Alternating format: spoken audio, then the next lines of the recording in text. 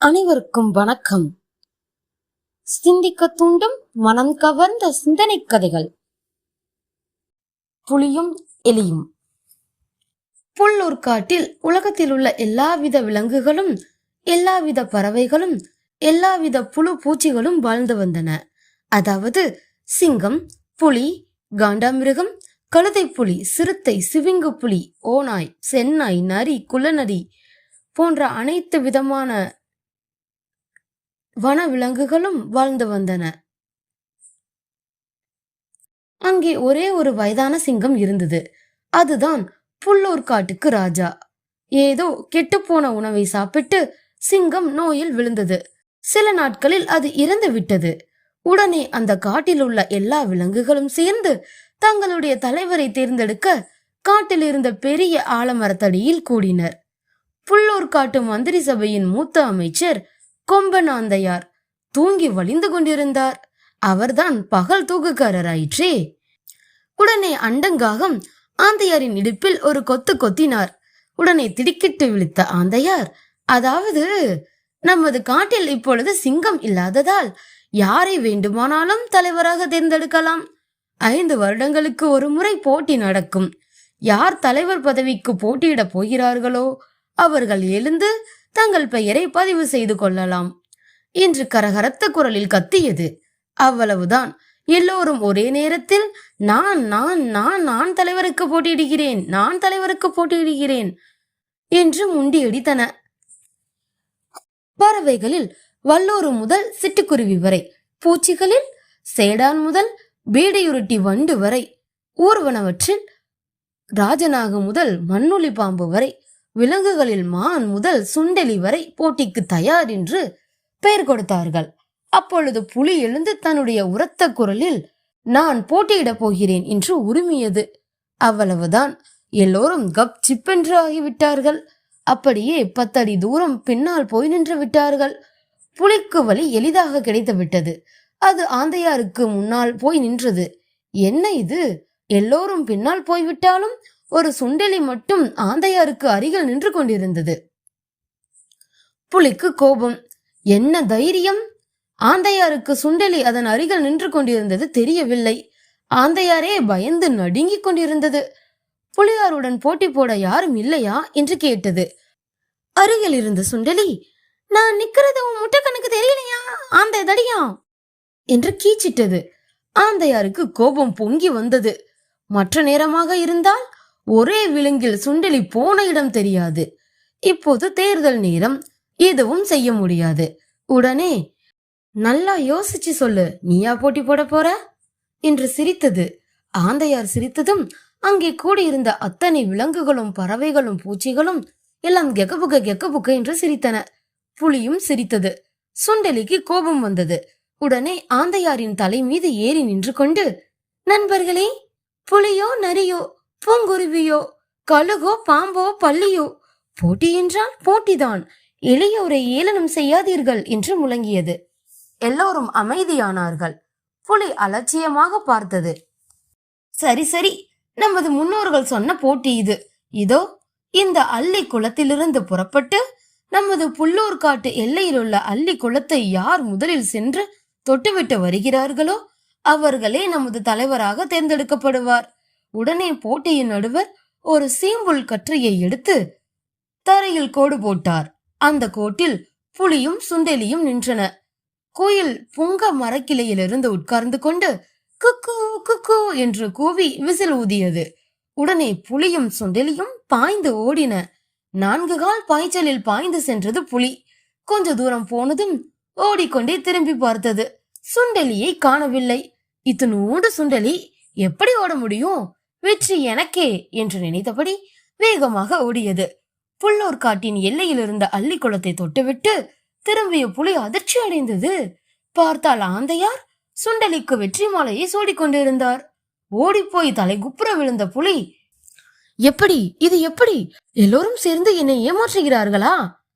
ஆந்தையார், புலியாரே, அமைதி அமைதி, நீங்கள் தரைக்கு மேல் ஓடினீர்கள்.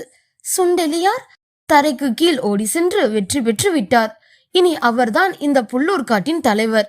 இது நம்முடைய குல தெய்வமான இயற்கை அன்னையின் ஆணை.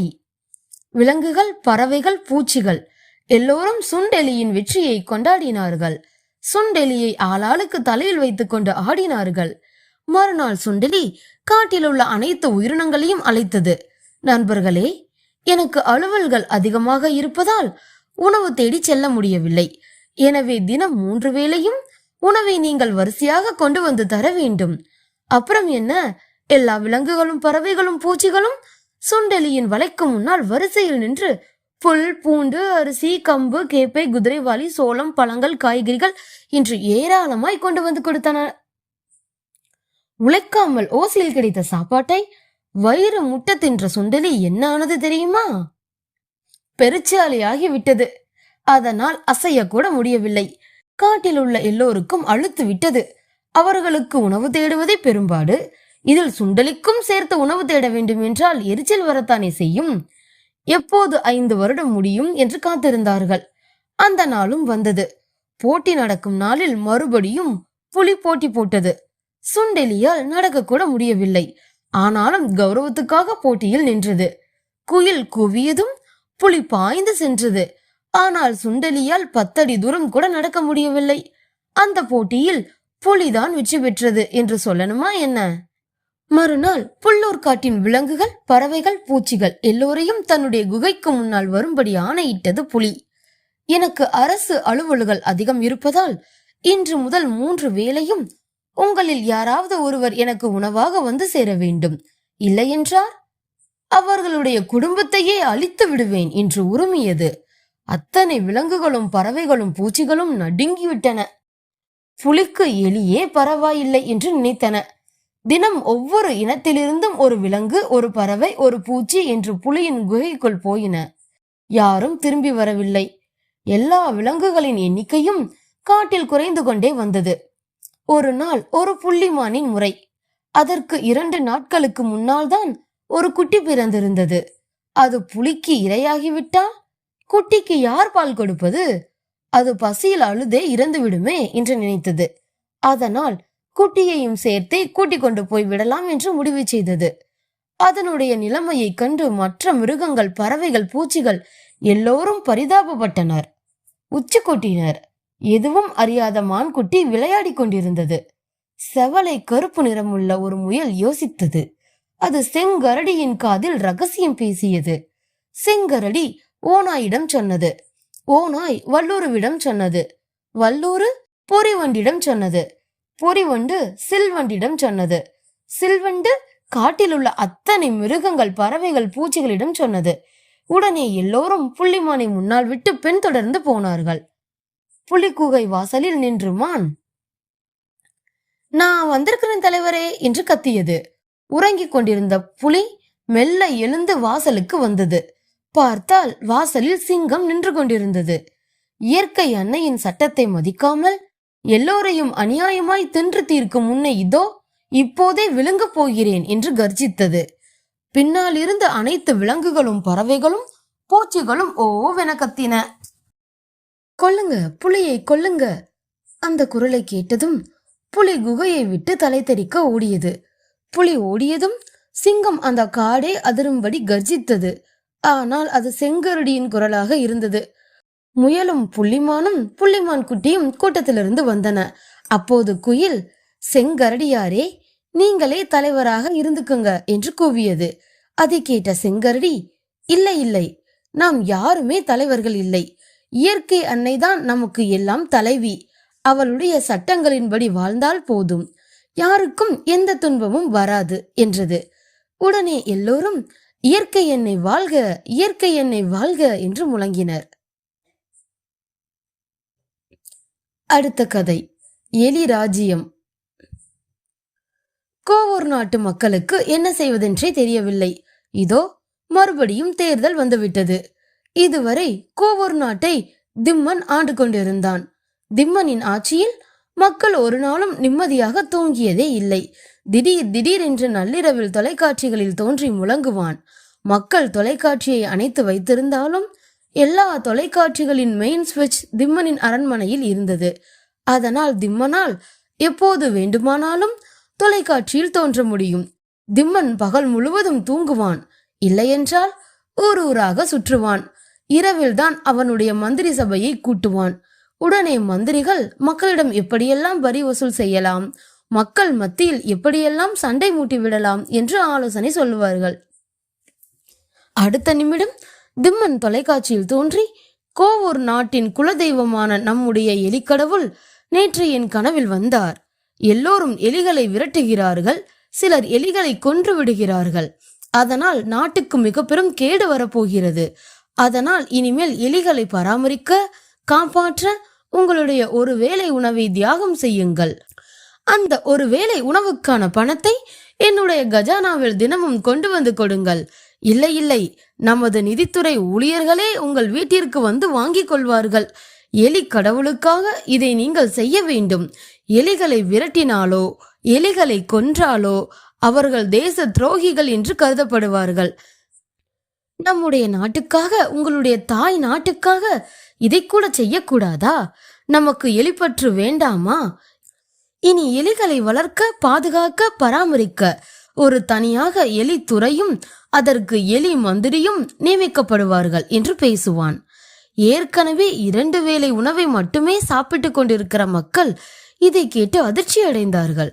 திம்மனின் ஆட்சியில் படித்தவர்களுக்கு சரியான வேலை கிடைக்கவில்லை, விவசாயிகளுக்கு விளைபொருளுக்கு விலை இல்லை, குழந்தைகள் படிக்க பள்ளிக்கூடங்கள் இல்லை.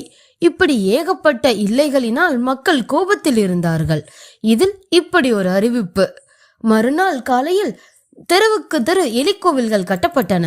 எலிகள் தெருக்கள், வீடுகள், கடைகள், அலுவலகங்கள் என்று எல்லா இடங்களிலும் சுதந்திரமாக அலைய ஆரம்பித்தன. வீடுகளில், கடைகளில் ஒரு பொருளை வைக்க முடியவில்லை. யாரும் எதுவும் செய்ய மாட்டார்கள் என்ற தைரியம் வந்ததும் அந்த எலிகள் வீட்டில், ரோட்டில், எல்லா இடங்களிலும் வந்து குடியேறின.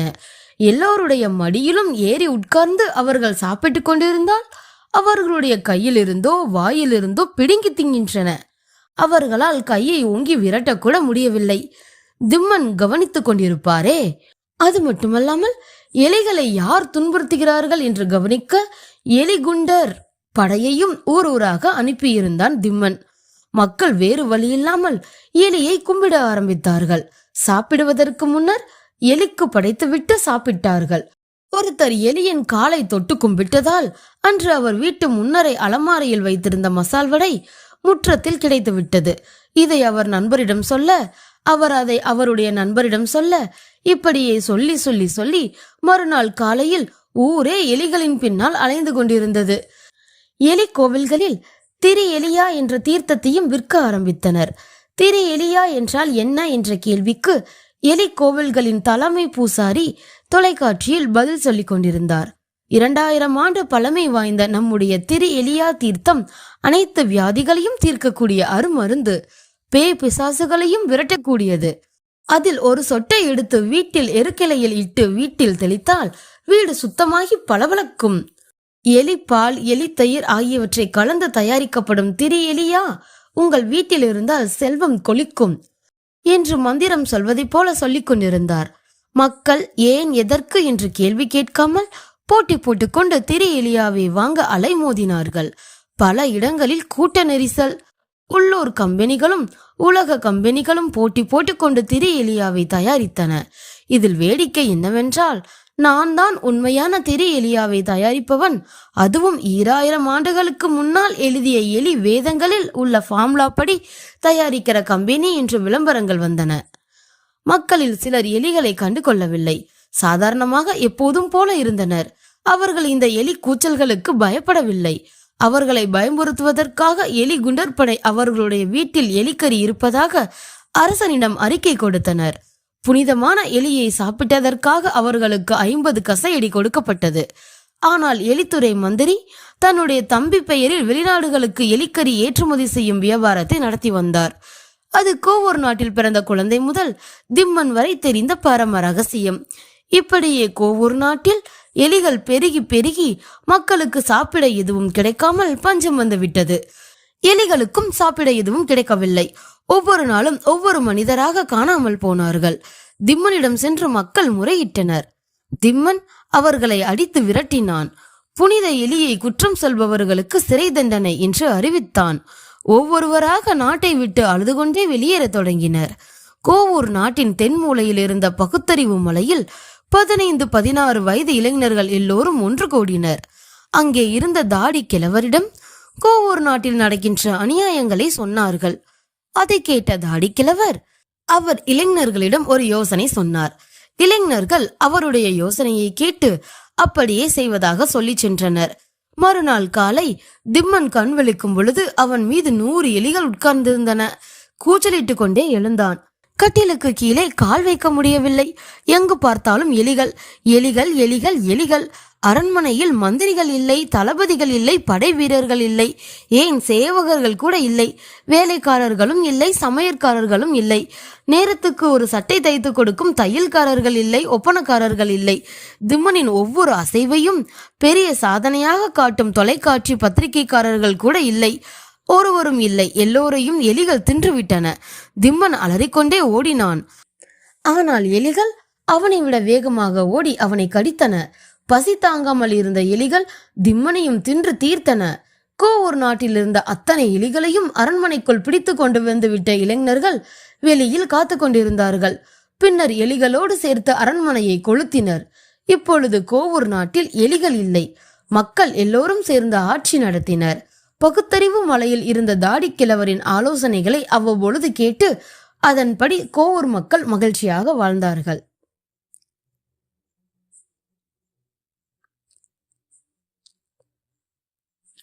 அடுத்த கதை, கஞ்சனை திருத்திய காகம். கொடையூரில் பிரபு என்ற ஒரு மனிதன் வாழ்ந்து வந்தான். பெயர்தான் பிரபு. அவன் மகா கஞ்சன். யாருக்கும் எந்த உதவியும் செய்ய மாட்டான். தானமோ தர்மமோ கொடுக்க மாட்டான். அந்த காலத்தில் சொல்வதை போல எச்சில் கையால் காக்காவை கூட விரட்ட மாட்டான். ஏன் தெரியுமா? அந்த எச்சில் கையில் உள்ள சோற்று பொறுக்கைகள் கீழே விழுந்து விட்டால், விழுந்த அந்த பருக்கையை காக்கா கொத்தி தின்றுவிட்டால், சாப்பிடும் பொழுது சோற்று பருக்கைகளை எண்ணி எண்ணி சாப்பிடுவான். மனைவி நல்லம்மாளுக்கும் குழந்தை தங்கத்துக்கும் கூட பருக்கைகளை எண்ணித்தான் சாப்பிட கொடுப்பான். சோறு வடித்த கஞ்சியை கூட யாருக்கும் கொடுக்க மாட்டான். அதனால் கொடையூர் மக்கள் பிரபுவுக்கு வடிகஞ்சன் என்று பெயர் வைத்து விட்டனர். வடிகஞ்சனின் மனைவி நல்லம்மாள் எல்லோருக்கும் உதவ வேண்டும் என்று நினைப்பவர். வீட்டுக்கு பின்புறம் உள்ள வேப்ப மரத்தில் ஒரு காகம் கூடு கட்டி இருந்தது. அந்த காகத்துக்கு தினமும் கம்பு, கேப்பை, அரிசி, சோறு என்று ஏதாவது ஒரு உணவை கொடுப்பார் நல்லம்மாள். குடிக்க தண்ணீரும் ஒரு சிரட்டையில் வைப்பார். அந்த காகமும் அவருடைய தலையை பார்த்ததும் மகிழ்ச்சியில் கா கா கா என்று கரையும். அவருக்கு அருகில் வந்து நிற்கும்.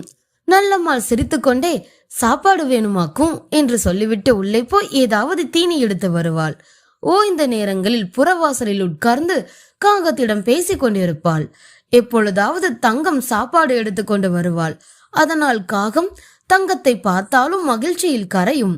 ஒரு நாள் தங்கம் பள்ளிக்கூடம் போனவள் வீட்டுக்கு திரும்பவில்லை. நேரமாகிவிட்டது.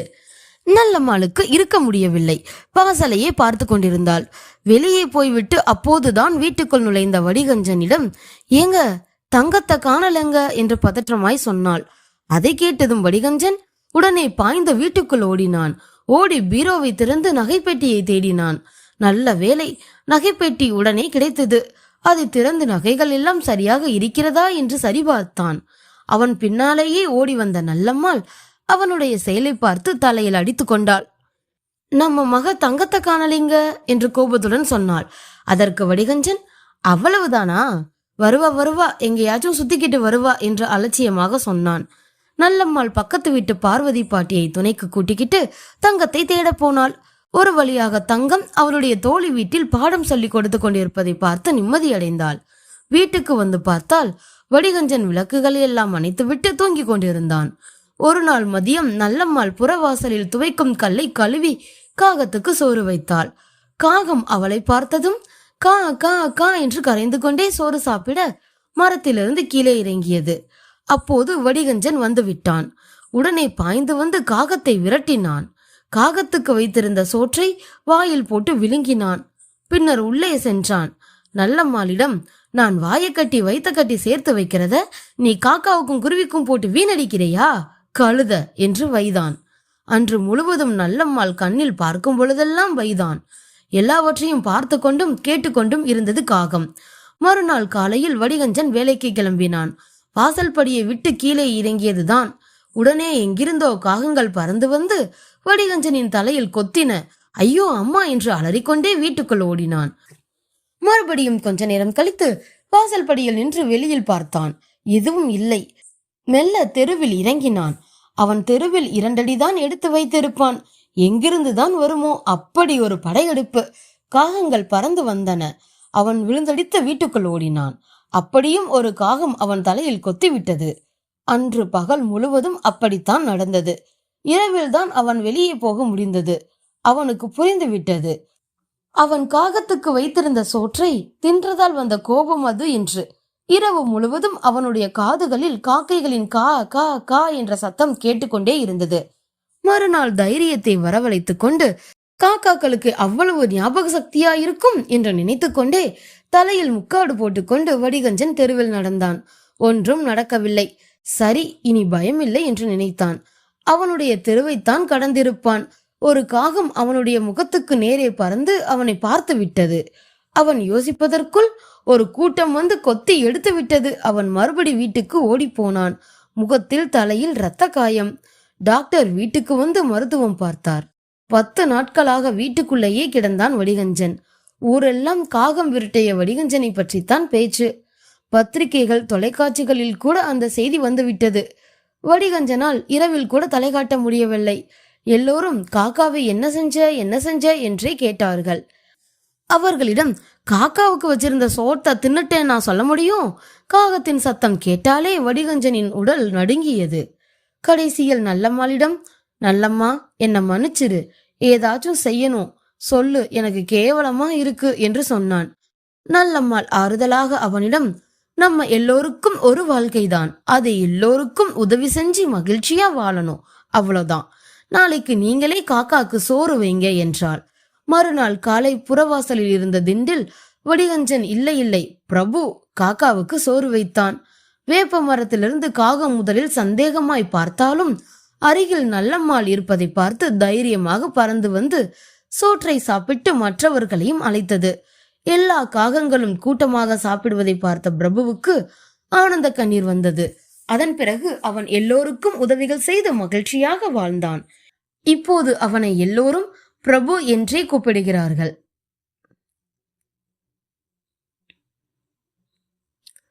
அடுத்த கதை. கும்பிடுறஞ்சாமி. அவனுக்கு அவனுடைய ஐயாவின் மீது கோபமாக வந்தது. யாராவது பிள்ளைக்கு மண்ணாங்கட்டி என்று பெயர் வைப்பார்களா? கேட்டால் அவனுக்கு முன்னால் பிறந்த குழந்தைகள் எல்லாம் பிறந்து 1-2 மாதங்களில் இறந்து விட்டார்களாம். அவர்களையெல்லாம் கடவுள் எடுத்து கொண்டாராம். மண்ணாங்கட்டி என்று பெயர் வைத்தால் கடவுள் வேண்டாம் என்று விட்டு விடுவாராம். அப்படி வைத்த பெயராம். அவ்வளவு வெள்ளந்தியாகவா கடவுள் இருப்பார்? மண்ணாங்கட்டிக்கு கோபம் வந்தது. என்ன செய்வது என்று தெரியவில்லை. பள்ளிக்கூடத்தில் மற்ற பையன்களுக்கு ரமேஷ், சுரேஷ் என்று அழகான பெயர்கள் இருக்கும் பொழுது எல்லோரும் அவனை இலக்காரமாக பார்க்கிறார்கள். போடா மண்ணாங்கட்டி என்று கேலி செய்கிறார்கள்.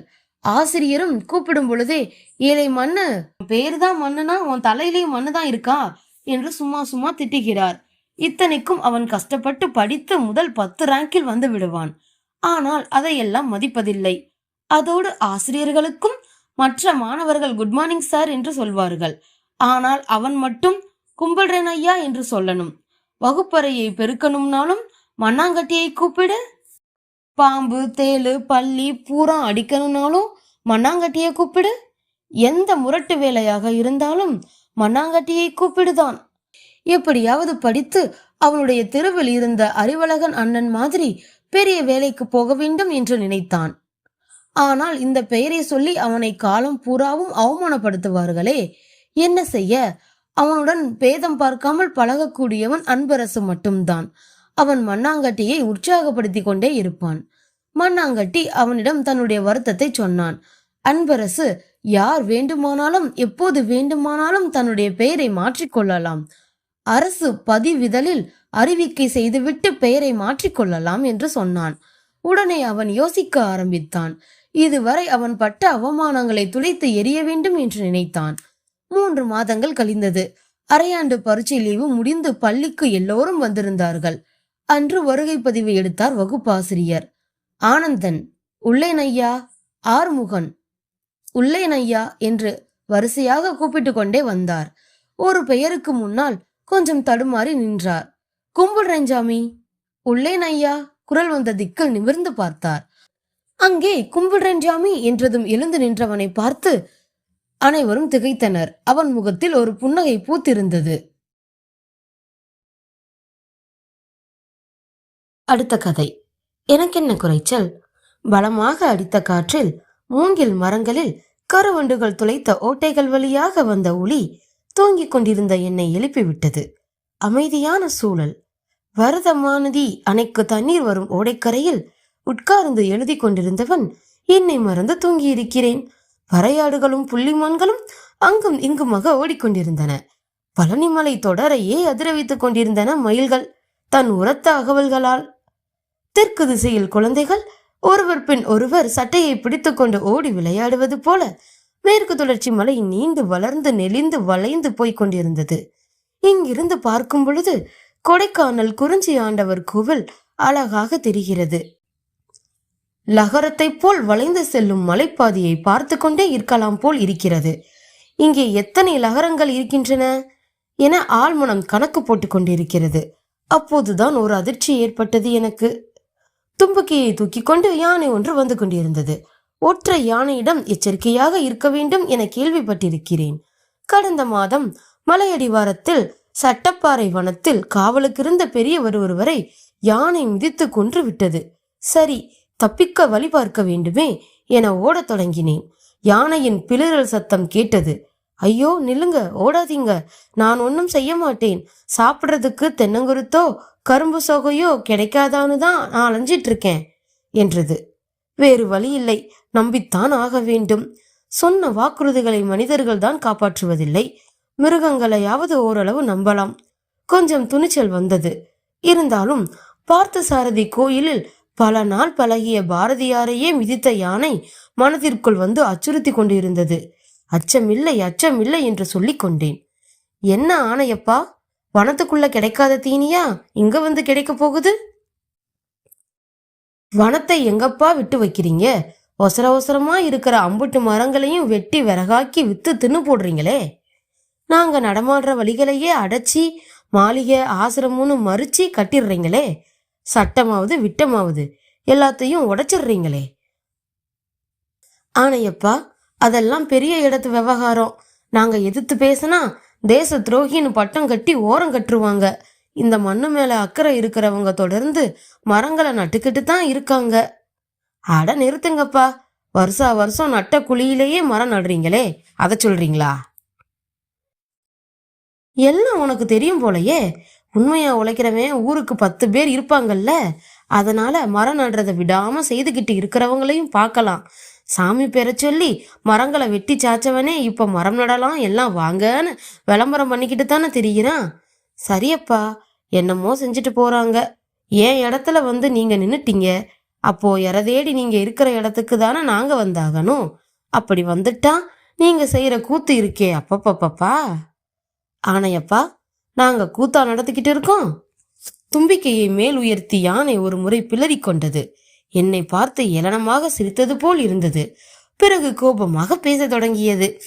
என்னை விரட்டுறதுக்காக பட்டாசு வெடிக்கிறீங்க, தாரத்தப்பட்ட அடிக்கிறீங்க. இப்ப என்னமோ எங்களை விரட்டுறதுக்கு புதுசா கண்டுபிடிச்சிருக்கீங்க போல இருக்கு. அதான்ப்பா, எங்களை கடிக்கும் தேனீக்களின் ரீங்காரம் போல பதிஞ்சு வச்சுக்கிட்டு அதை நான் வரும்போது சத்தமா ஒளிபரப்புறீங்களே. என்னென்னமோ செய்றீங்க. பசியோடு அலையிறனே, ஏதாவது கொடுத்தா பேசாம போயிருவானேன்னு நினைக்கிறீங்களா? எனக்கு சுருக்கென்றது. நாம் உலக நடப்புகள் அனைத்தையும் தெரிந்த யானை போல் இருக்கிறது. ஏதாவது சொல்லி சமாளிக்கலாம் என பேசத் தொடங்கினேன். ஆனையப்பா, விவரம் தெரியாம பேசாத. எங்க மக்கள்ல எத்தனையோ பேரு பல நேரம் பட்டினி கிடக்குறாங்க தெரியுமா? மழையும் வந்து பல ஆண்டுகள் ஆச்சு. நிலமெல்லாம் வெடிச்சு வெடிச்சு பித்த வெடிப்புள்ளவன் பாதம் போல ஆயிடுச்சு. மானாவரி பயிராவது விதைக்கலாம்னா 8 வழிச்சாலை 9 வழிச்சாலைன்னு அரசாங்கம் விவசாயிகள் கிட்ட இருந்த காக்காணி அரக்காணி நிலத்தையும் புடுங்கிருச்சு. எங்க மக்களுக்கும் ஒன்ன மாதிரி தான் வேலை வெட்டி எங்காவது கிடைக்காதான்னு அலைஞ்சிட்டு இருக்காங்க. இதுல உனக்கு எப்படிப்பா தீவனம் கொடுக்கறது? தலையை ஆட்டியபடியே கேட்டுக்கொண்டிருந்த ஆனையப்பனின் சின்னஞ்சிறு கண்களிலிருந்து சொட்டு சொட்டாக கண்ணீர் வந்தது போல் இருந்தது. மனுஷங்களே ஆள்ற நாட்டிலேயே இப்படி வறுமையா? ஏன், எதுக்கு கேட்க மாட்டீங்களா? ஆணையப்பனின் ஆறறிவு சிந்தனை தென்பட்டது. காட்டுல இருக்கிற உனக்கே இம்புட்டு தெரிஞ்சா எங்களுக்கு தெரியாமலா போகும்? எதுக்குறோம் எதிர்த்துக்கிட்டு தானே இருக்கோம். ஒன்னும் நடந்தபாடு இல்ல. ரொம்ப நெருக்கி கேட்டா முடிஞ்சா இங்க இரு, இல்லனா வேற நாட்டுக்கு போயிருன்றான். இல்ல நீ தேச விரோதின்னு சொல்லி கொட்டடியில அடைச்சிடுறான். பேசாம நீங்க எல்லாருமே எங்க காட்டுக்கு வந்துருங்களே. ஆணையப்பன் சொன்னதை கேட்டு அதிர்ந்து போனான். அந்த நேரம் பார்த்து சில மலை மாடுகளும் மான்களும் முயல் குட்டிகளும் ஓடி வந்து ஆணையப்பனை பார்த்து, என்ன ஆணை மாமா, ரொம்ப நேரமா இந்த மனுஷங்க கிட்ட பேசிக்கிட்டு இருக்கீங்க என்று கேட்டது. ஒண்ணுமில்ல தங்கங்களா, கொஞ்ச நாள்ல மனுஷங்களும் நம்மளோட காட்டுக்கு வந்து தங்க போறாங்களாமா. ஆணையப்பன் சொன்னதை பார்த்து மற்ற மிருகங்கள் சிரித்தன. சிரித்து கொண்டே இருந்தன. எப்படி எல்லா மிருகங்களும் ஒன்றுக்கொன்று சண்டை போடாமல் சேர்ந்து திரிந்து கொண்டிருக்கின்றன என்ற ஐயம் எழுந்ததை கேட்டே விட்டேன். அவரவர் உணவை அவரவரே தேடிக்கிறோம். பசிச்சாத்தான் திங்குறோம். சரி, ரொம்ப நாளாக கேட்கணும்னு நினைச்சுக்கிட்டே இருந்தேன். கேட்கவா? ஆணையப்பன் முகத்தில் ஒரு கவலை தெரிந்தது. ஏங்கிட்டவா ஆணையப்பா. வேறு ஒண்ணும் இல்லை. எங்களை பத்தி கதை எழுதுறவங்க எல்லாமே ஒரு காடு இருந்தது, அங்கே ஒரு சிங்கம் அரசனாக இருந்ததுன்னு எழுதுறீங்களே, சிங்கத்தை விட பெரியதா வலிமையா இருக்கிற ஆணைங்க அரசனா வரக்கூடாதா? எனக்கு என்ன குறைச்சல் சொல்லுங்க. சரி, என்ன விடுங்க. இந்த மலைமாடு, புள்ளிமான், புலி இப்படி ஆராச்சும் அரசனாயிருந்தா உங்களுக்கு பொறுக்காதா? எல்லோரும் இந்த நாட்டு மன்னர் என்ற வரி நினைவுக்கு வந்தது. ஆணையப்பன் கேட்டது அருமையான கேள்வி. என்ன விடை சொல்வது என கொஞ்சம் தயங்கினேன். பொய்யானாலும் பொருத்தமாக சொல்ல வேண்டும் என எண்ண தொடங்கினேன். ஆணையப்பா, இப்படி எழுதுறது எங்க பாட்டன் பூட்டன் காலத்துல இருந்தே வழக்கமாயிருச்சு. நாங்களும் அப்படியே எழுதிக்கிட்டு வரோம். அதுக்கும் ஏதாவது ஒரு காரணம் இருக்கும்ல. நான் சமாளிப்பதை கேட்டு அந்த பக்கம் வந்த அணில் கீச் கீச் என்று நகைத்து விட்டு போனது. ஆணையப்பா, நீ நடக்கும் பொழுது முன்னால் பார்த்து போய்கிட்டே இருப்ப, ஆனா சிங்கம் நடந்து வரதை பார்த்திருக்கிறாயா? ரொம்ப வினயமா பேசுறதா நினைப்பா? எல்லோருக்கும் முகத்துலதாயா கண்ணு இருக்கும், முன்னால பார்க்காம முதுகு பக்கமா பார்த்து நடப்பாங்க. ஆணையப்பன் செய்த எதிர்வாதத்தை கேட்டு மானொன்று துள்ளி துள்ளி ஆடி சிரித்தது. அப்படி இல்ல மானே, சிங்கம் நடந்து வரும் பொழுது பார்த்தா நின்னு தான் நடந்து வர பாதையை திரும்பி பார்த்துக்கிட்டே போகும். இதுக்கு தமிழ்ல அரிமா நோக்குன்னு சொல்லுவாங்க. வந்த வழி சரிதானா இல்லாட்டி வழியை மாத்தணுமான்னு திட்டம் போட்டபடி நடக்கும். அப்பத்தான் கடந்த வழியில் ஏதாச்சும் குறை இருந்தா மாத்திக்கிடலாம். இப்படி முன் எச்சரிக்கையோட இருக்க சிங்கத்தை நாங்க அரசராக்கி எழுதுறோம் என்றேன். ஆணையப்பன் என் பேச்சில் சமாதானம் ஆகிவிட்டானா என புரியவில்லை. கொஞ்ச நேரம் அமைதியாக இருந்துவிட்டு காட்டுக்கே போக காலடி எடுத்து வைத்தது. போகும் முன் சொன்னதை கேட்டு திகைத்து போய் நின்று விட்டேன். நல்லாவே சமாளிக்கிற, போகட்டும். மிருகங்களுக்கு புத்தி சொல்லி கதை எழுதுறதுக்கு முன்னாடி மனுஷங்களும் நடந்து வந்த பாதையிலே என்ன கோளாறுன்னு தெரிஞ்சுக்கிட்டு அடுத்த அடியை கவனத்தோடு எடுத்து வைங்க என்றது.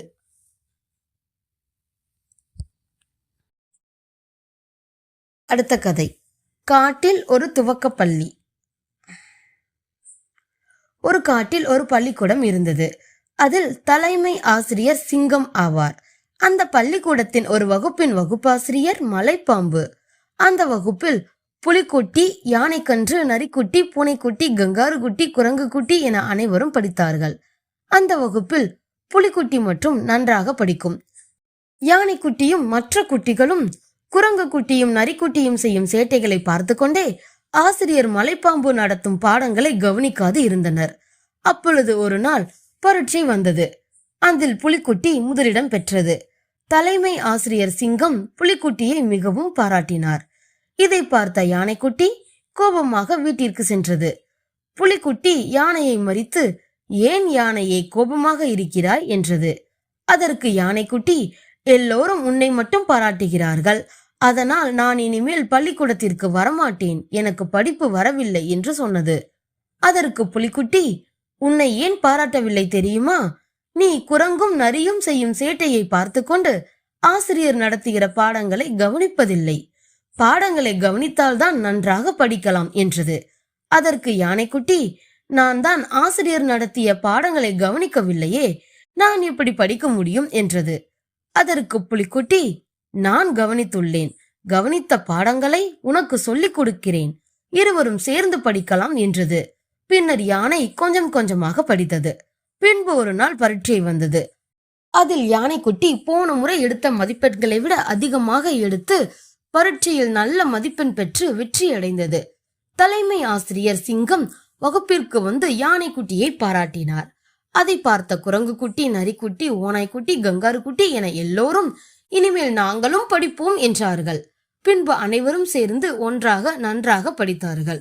வகுப்பு ஆசிரியரும் தலைமை ஆசிரியரும் எல்லோரையும் பாராட்டினார்கள். அடுத்த கதை, சூசாவின் சாகசம். மேற்கு தொடர்ச்சி மலையின் கடைசியில் இருந்த குற்றியாறு காட்டில் ஏராளமான காட்டுப்பன்றிகள் வாழ்ந்தன. பெரிய எதிரிகள் என்று யாரும் கிடையாது.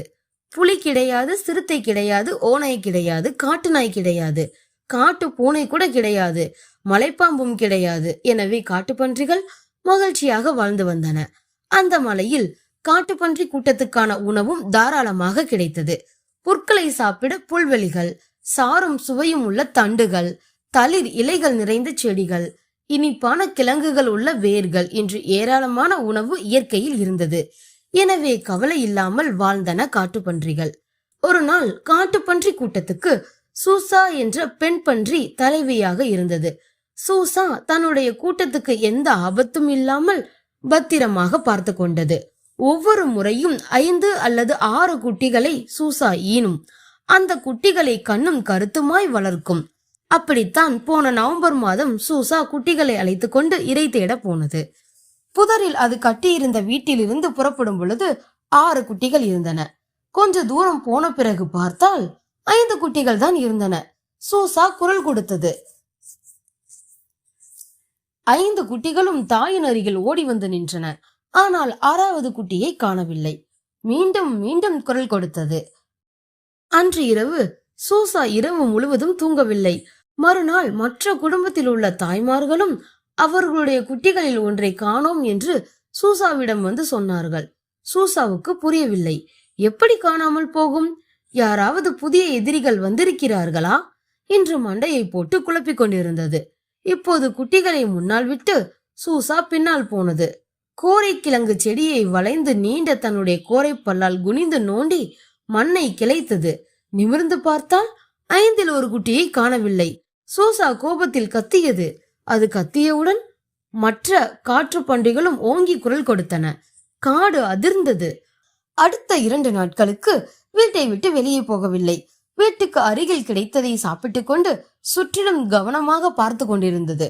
அப்பொழுது காற்று திசை மாறியது. மோப்ப சக்தியில் கில்லாடியான சூசாவின் முக்கில் ஒரு வாசனை வந்து மோதியது.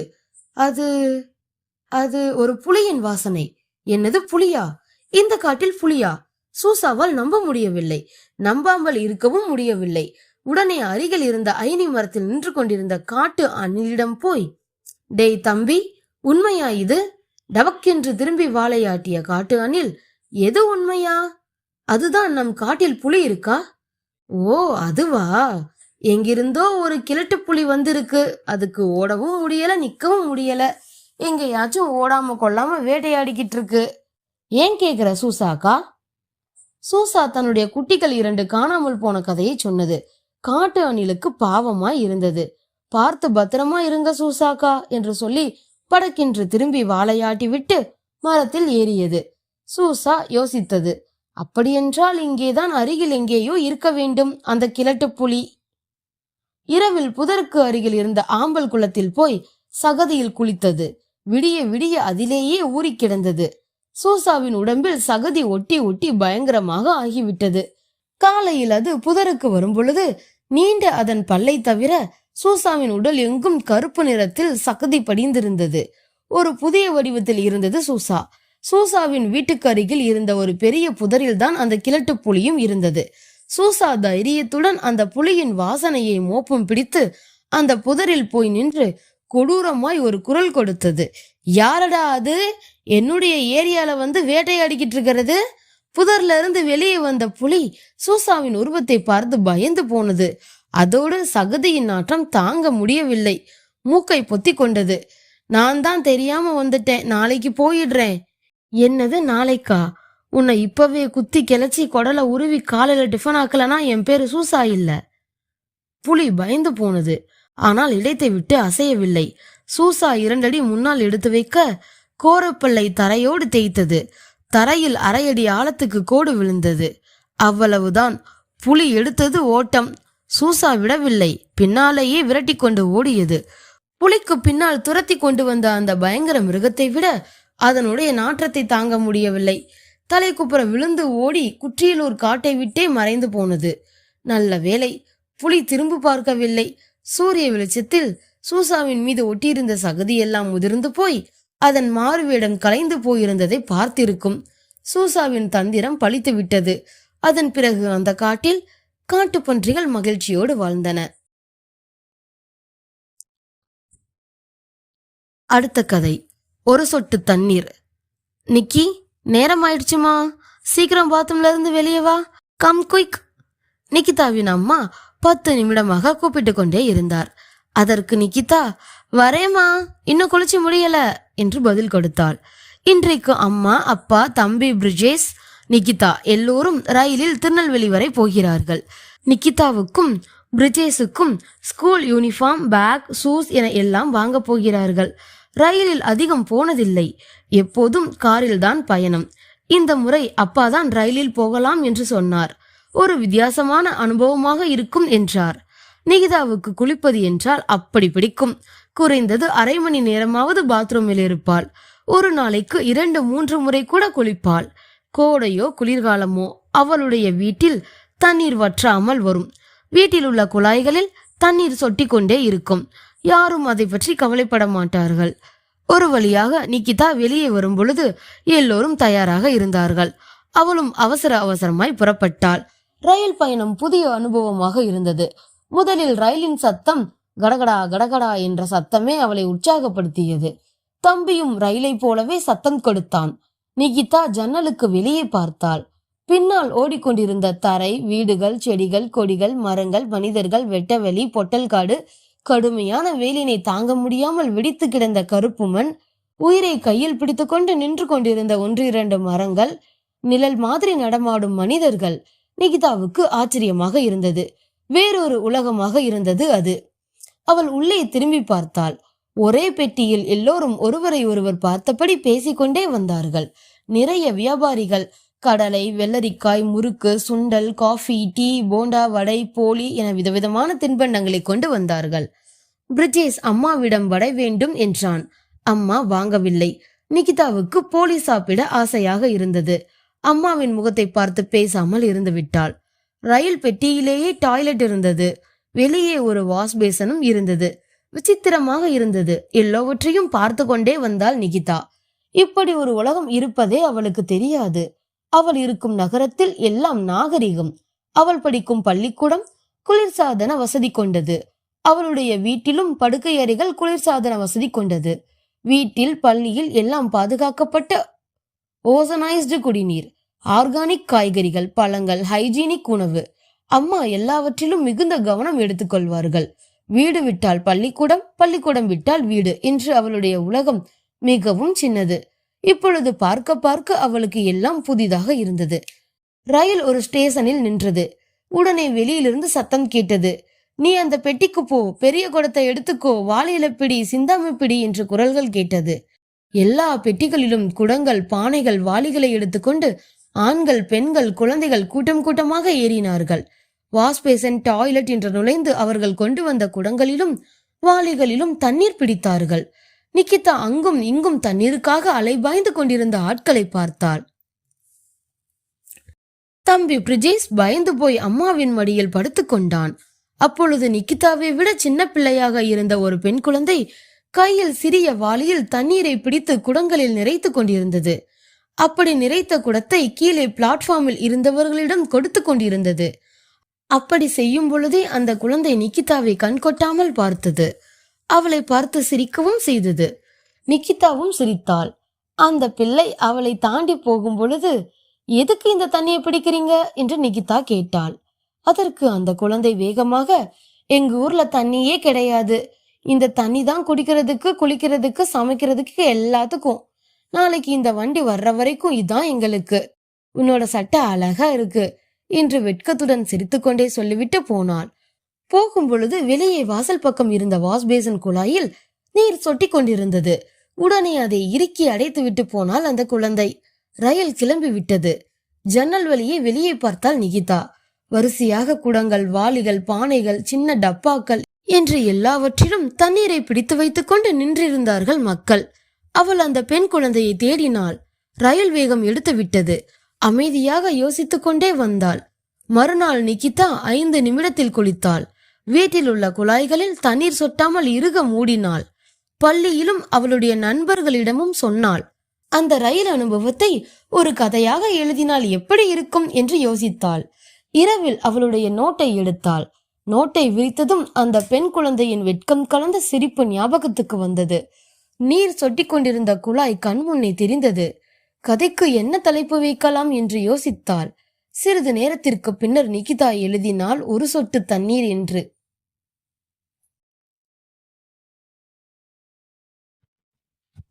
அடுத்த கதை நஸ்ரியாவின் செடி.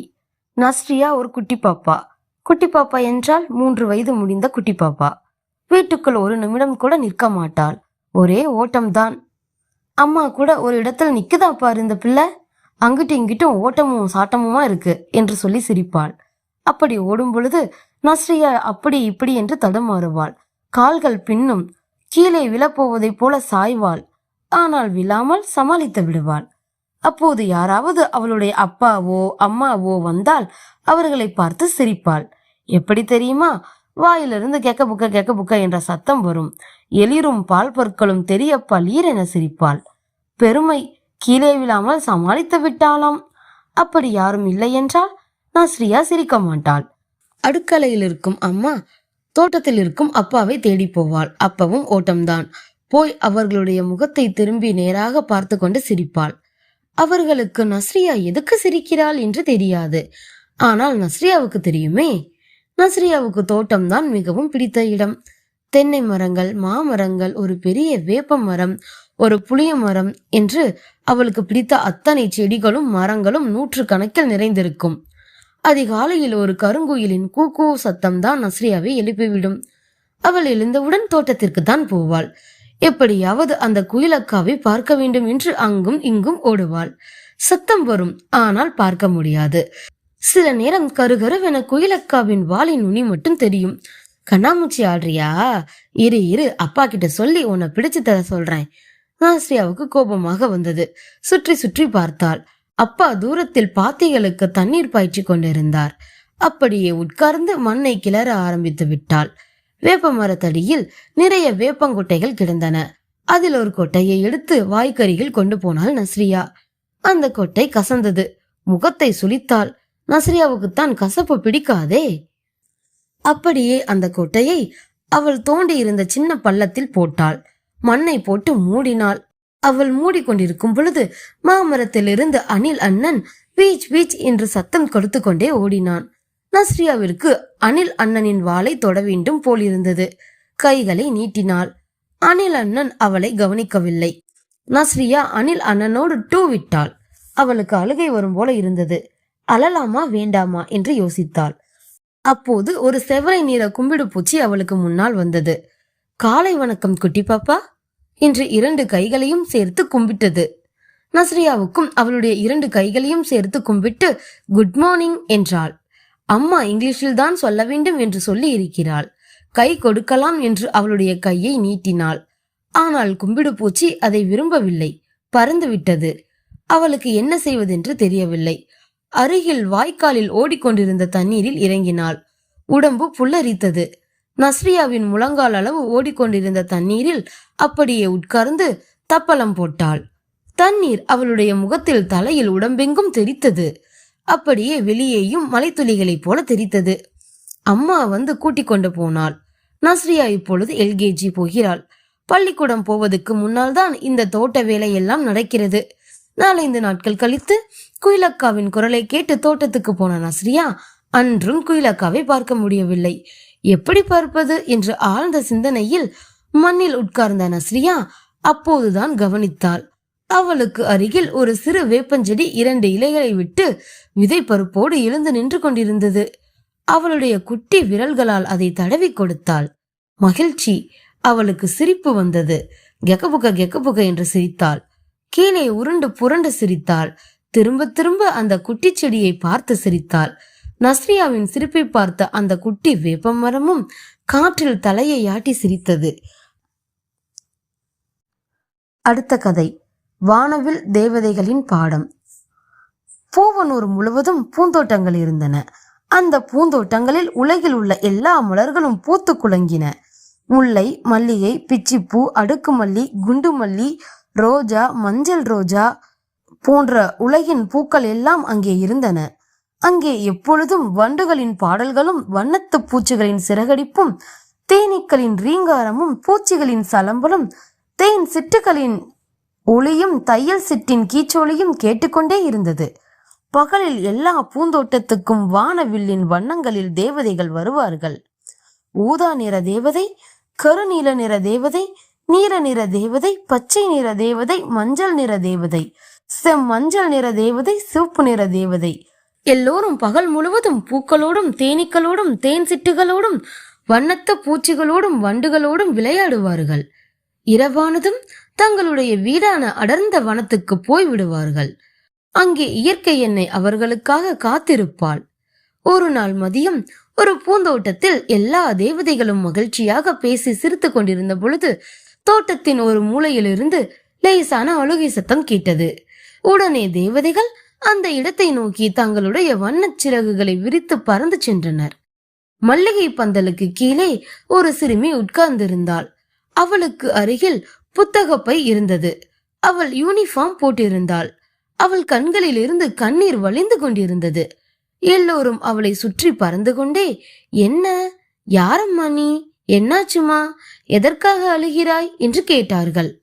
அந்த சிறுமி, என் பேரு மலர்விழி, கணக்கு பாடம் எழுதல, டீச்சர் அடிப்பாங்க, பள்ளிக்கூடம் போக பயமா இருக்கு என்று தேம்பி தேம்பி அழுதாள். ஊதா நிற தேவதை அவளுடைய கண்ணீரை துடைத்தாள். கருநீல நிற தேவதை கலைந்திருந்த அவளுடைய தலைமுடியை கோதிவிட்டாள். நீல நிற தேவதை கீழே கிடந்த அவளுடைய பையை எடுத்து தூசி தட்டினாள். பச்சை நிற தேவதை அவளுக்கு குடிக்க தண்ணீர் கொடுத்தாள். மஞ்சள் நிற தேவதை அவளுடைய கணக்கு நோட்டை எடுத்து கணக்குகளை பார்த்தாள். செம்மஞ்சள் நிற தேவதை அவளுடைய தலையில் ஒரு ரோஜாவை சூடினாள். சிவப்பு நிற தேவதை காற்றில் கைவீசி மலர்விழி சாப்பிடுவதற்காக தின்பண்டங்களை கொண்டு வந்தாள். தின்பண்டங்களை பார்த்ததும் மலர்விழி தேம்புவதை நிறுத்தினாள். அவளுக்கு முன்னே அதிரசம், முறுக்கு, பொரி உருண்டை, பொரி விலங்காய், முந்திரி கொத்து, சேவு, கருப்பட்டி மிட்டாய், தேன் மிட்டாய் எல்லாம் இருந்தன. மலர்விழி கருப்பட்டி மிட்டாயை எடுத்து சுவைத்தாள். முறுக்கை ஒரு கடி கடித்தாள். திடீரென பள்ளிக்கூட ஞாபகம் வந்தது. முகத்தை சுளித்து தேம்பி அழுதாள். மஞ்சள் நிற தேவதை மலர்விழியின் தலையை தடவி கொடுத்து கொண்டே, மலர்விழி, ஏமா கணக்கு போடல என்று கேட்டாள். அதை கேட்டதும் அழுகை அதிகமானது. அழுது கொண்டே, எனக்கு கணக்கு வரமாட்டேங்குது, டீச்சர்கிட்ட கேட்டியா? கேட்டா அடிக்கிறாங்க, நான் சொல்லி தரட்டா? பள்ளிக்கூடம் போகாட்டி நாளைக்கு அம்மாவுக்கு மெசேஜ் போயிரும் என்று மறுபடியும் அழ ஆரம்பித்தாள். அவ்வளவுதானே, நீ போகும் வரை பள்ளிக்கூடம் நடக்காது என்று சொல்லி ஒரு சொடக்கு போட்டாள். பள்ளிக்கூடத்தில் மத்தியான வகுப்புக்கு மணி அடிக்கவில்லை. கணக்கு டீச்சர் மணி அடிப்பதற்காக காத்து கொண்டிருந்தார். ஆனால் காலம் நகரவே இல்லை. பிள்ளைகள் மணி அடிக்காததால் மகிழ்ச்சியாக விளையாடி கொண்டிருந்தார்கள். மலர்விழி கணக்கு பாடத்தை மஞ்சள் நிற தேவதையிடம் கேட்டு கேட்டு போட்டாள். மஞ்சள் நிற தேவதை அவளிடம், வீட்டில் சொல்லிக் கொடுக்க யாரும் இல்லையா என்று கேட்டாள். மலர்விழி, அப்பா கொத்தனார் வேலைக்கு போயிருவாங்க, அம்மா 100 நாள் வேலைக்கு போயிருவாங்க, வீட்டுக்கு வந்து சமைச்சு சாப்பிட்டு தூங்கிடுவாங்க, யார் இருக்கா எனக்கு சொல்லித்தர என்று சினுங்கினாள். மஞ்சள் நிற தேவதை அவளுடைய முகத்தை கையில் ஏந்தி, இனிமேல் உனக்கு நாங்க சொல்லித்தரோம் என்றாள். உடனே மற்ற தேவதைகளும் ஆமாம் மலர்விழி, ஆமாம் என்று சேர்ந்து சொன்னார்கள். அப்ப பள்ளிக்கூடத்துக்கு என்றாள் மலர்விழி. உடனே மஞ்சள் நிற தேவதை திரும்பி பார்த்தாள். பச்சை நிற தேவதை பறந்து போனாள். பள்ளிக்கூடத்தில் மணி அடித்தது. பச்சை நிற தேவதை அங்கே பள்ளிக்கூடத்தில் மலர்விழியாக உட்கார்ந்திருந்தாள். கணக்கு டீச்சர் பாடம் நடத்தி கொண்டிருந்தார். வகுப்பில் நுழையும் பொழுது மலர்விழி இருக்கையில் இல்லை. இப்பொழுது பார்த்தால் உட்கார்ந்திருக்கிறாள். ஒருவேளை நாம் தான் சரியாக கவனிக்கவில்லையோ என்று நினைத்தாள். டீச்சர் கரும்பலகையில் எழுதும் கணக்குகளை நொடிக்குள் எழுதி விடை சொன்னால் மலர்விழி. டீச்சருக்கு ஆச்சரியமாக இருந்தது. அங்கே பூந்தோட்டத்தில் எல்லா தேவதைகளும் மலர்விழிக்கு தெரியாததையெல்லாம் சொல்லிக் கொடுத்து கொண்டிருந்தார்கள். கணக்கு பாடத்தை மஞ்சள் நிற தேவதை சொல்லிக் கொடுத்தாள். அறிவியல் பாடத்தை சிவப்பு நிற தேவதை சொல்லிக் கொடுத்தாள். தமிழ் பாடத்தை கருநீல நிற தேவதை சொல்லிக் கொடுத்தாள். ஆங்கிலத்தை ஊதா நிற தேவதை சொல்லிக் கொடுத்தாள். புவியியலை செம்மஞ்சள் நிற தேவதை சொல்லிக் கொடுத்தாள். வரலாற்று பாடத்தை நீல நிற தேவதை சொல்லிக் கொடுத்தாள். எல்லோரும் பொறுமையாக மலர்விழி எத்தனை தடவை கேட்டாலும் அன்பாக சொல்லிக் கொடுத்தனர். கதைகள் மூலம் சொல்லிக் கொடுத்தனர். விளையாட்டுகள் மூலம் சொல்லிக் கொடுத்தனர். பாடல்கள் மூலம் கூட சொல்லிக் கொடுத்தனர். மலர்விழிக்கு பளிச்சென்று எல்லாம் புரிந்தது. எல்லா பாடங்களையும் சந்தேகம் இல்லாமல் கேட்டு தெரிந்து கொண்டாள். நேரம் இருட்டி கொண்டு வந்தது. மலர்விழிக்கு தேவதைகளை பிரிய மனமில்லை. வானவில் தேவதைகள் தங்களுடைய ஆடையிலிருந்து ஒரு நூலை எடுத்து மலர்விழியின் புத்தக பைக்குள் வைத்தனர். எப்போ உனக்கு எந்த பாடத்தில் சந்தேகம் வந்தாலும் நூலை எடுத்து கையில் வைத்துக்கொண்டு எங்களை நினைச்சா நாங்க வந்து சொல்லித்தரோம் என்று சொல்லி பறந்து போனார்கள். நேரம் இருட்டி கொண்டு வந்தது. அம்மா தேடிக்கொண்டு எதிரே வந்தாள். எங்கடி போயிருந்த இவ்வளவு நேரம்? நான் எங்கெல்லாம் தேடிட்டு இருக்கேன். நான் தேவதைங்க கிட்ட பாடம் படிச்சிட்டு வரேன் என்று சொன்னாள். என்னது தேவதையா? இல்ல இல்ல 7 டீச்சர் கிட்ட என்று சொல்லி சிரித்தாள் மலர்விழி. அவள் சிரிப்பில் வானவில் ஒளிர்ந்தது. அடுத்த கதை விடை தெரியாத வினாக்கள். கண்ணப்பனின் கண்கள் கோவை பழம் போல சிவந்திருந்தன.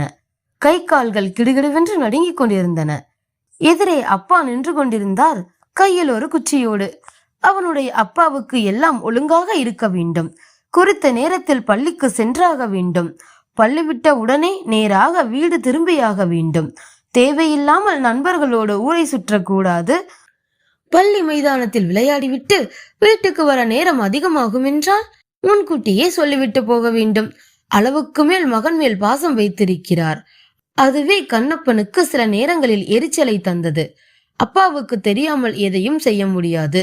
அப்பாவின் சொல்லை மீறித்தான் பார்ப்போமே. கூட படிக்கிற நண்பர்கள் எந்தவித கட்டுக்காவலும் இல்லாமல் விளையாடவும் சேர்ந்து சுற்றவும் எவ்வளவு மகிழ்ச்சியாக இருக்கிறார்கள் என்று கண்ணப்பன் மனதுக்குள் ஒரு ஏக்கம். சூடு ஆறிப்போன பாலின் மேல் படரும் ஆடை போல மிதந்து கொண்டிருந்தது.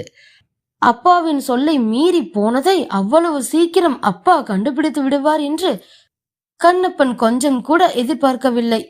ஏண்டா இப்படி செஞ்ச? கண்ணப்பனுடைய அப்பாவின் குரல். இவனே எதிர்பாராமல் நடந்தது இது. என்ன விடை சொல்வது என தெரியாமல் விழித்து கொண்டிருந்தான். ஏதாவது சமாதானம் சொல்வதற்காக பொய் சொன்னால் அதையும் கண்டுபிடித்து விடுவார். எனவே வாய் திறக்காமல் இருப்பது மிகவும் நல்லது. அவருடைய அனுபவத்தில் எத்தனை நிகழ்ச்சிகளை பார்த்திருப்பார். பள்ளிக்கூடத்துக்கு படிக்க அனுப்பிச்சா உன்னை யாருடா மாந்தோப்பு பக்கம் போக சொன்னது? அப்பா சாப்பாட்டுக்கு விட்ட நேரத்துல என் கூட படிக்கிற பையங்களோட கொஞ்ச நேரம் விளையாடலான்னு போனேன்ப்பா. நான் கூட முதல்ல வரலன்னு தான் சொல்லி பார்த்தேன். அவனுங்க விட மாட்டேன்ட்டானுங்கப்பா.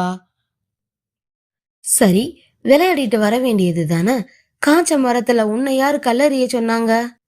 அப்பா நிறைய மாம்பழமா தொங்குச்சா, எல்லா பசங்களும் கல்லெறிஞ்சாங்க.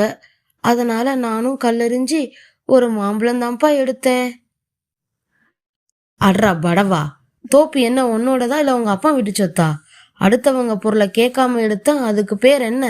அதுக்கு பேரு கண்ணப்பன் அழுது கொண்டே பேசினான். அதுக்கு பேரு திருட்டுடா, திருட்டு. அப்படி செய்யலாமா சொல்லு? தப்புதான்ப்பா, இனிமேல் இப்படி செய்ய மாட்டேன்பா. இதுதான் கடைசி. மறுபடியும் ஒருக்கா இப்படி நடந்துச்சுன்னு வச்சுக்க, நடக்கிறதே வேற.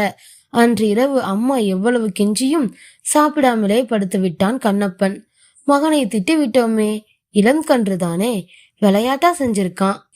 அந்த தோப்புக்காரர் வந்து புகார் சொல்லும் பொழுது நாம தலை குனிஞ்சு நிக்க வேண்டியிருக்கே.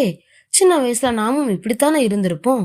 அந்த காலத்துல கம்மங்காடு சோளக்காட்டு வழியா போகும் பொழுது 2 கதிரை ஒடிச்சு கையால தேய்ச்சி வாயில போடுவோம். காட்டுக்காரவங்க பெருந்தன்மையா ஒன்னும் சொல்ல மாட்டாங்க. எந்த மாந்தோப்புக்குள்ளும் எந்த கரும்பு வயலுக்குள்ளும் போலாம், யாரும் தப்பா நினைச்சுக்க மாட்டாங்க. இப்ப அப்படியா? காலம் மாறிடுச்சு.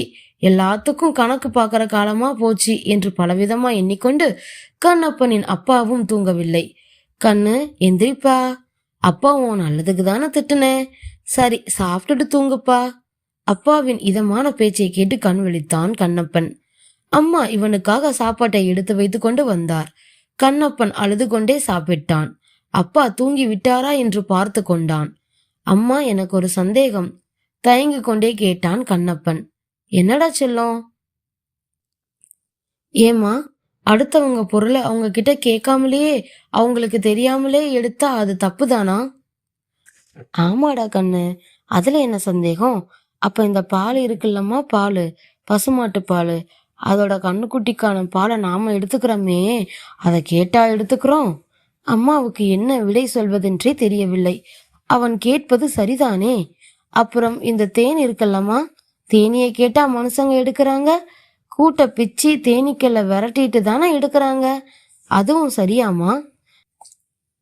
நம்ம கோழி வளர்த்தோம்லம்மா, கோழி போடுற முட்டைய அதை அடைகாக்க விடாம எடுத்து எனக்கு பொறிச்சு தருவல்ல, கோழியை கேட்டா எடுக்கிறீங்க? அது வந்துடா நாம சாப்பிடுறதுக்காக தானே எல்லாமே, அது எப்படிமா சரியாகும்? தூங்காமல் கேட்டுக்கொண்டிருந்த கண்ணப்பனின் வினாக்களுக்கு விடையை தேடிக்கொண்டிருக்கிறார் அவரது அப்பா. என்னோட இந்த வீடியோ உங்களுக்கு பிடிச்சிருந்தா லைக் பண்ணுங்க, ஷேர் பண்ணுங்க, சப்ஸ்கிரைப் பண்ணுங்க.